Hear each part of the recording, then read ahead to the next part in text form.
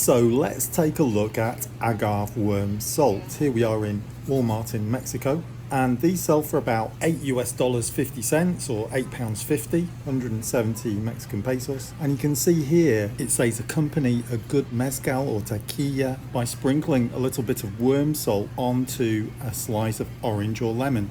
Suck it in your mouth and enjoy. And below it says you can also add them to your favorite snack, fruits, vegetables, meats, poultry, even shellfish. The final suggestion: use the worm salt to frost the edge of a glass. Let's take a look at the ingredients. We've got sea salt, gusanos de maguey worm, which is one of the two edible species of caterpillars that infest maguey and agave tequila plants. And finally, we've got dried pepper. Actually, that's a bad translation. It's dried powdered chili.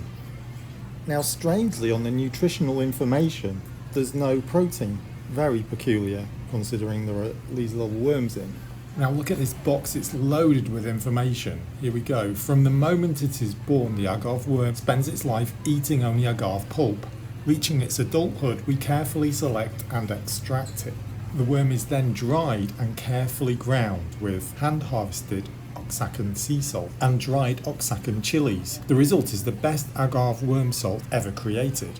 More information: the chiniquil or agave worm was considered a delight during the pre-Hispanic period, to which only emperors had access to. Nowadays it is used as a nearly impossible to find seasoning.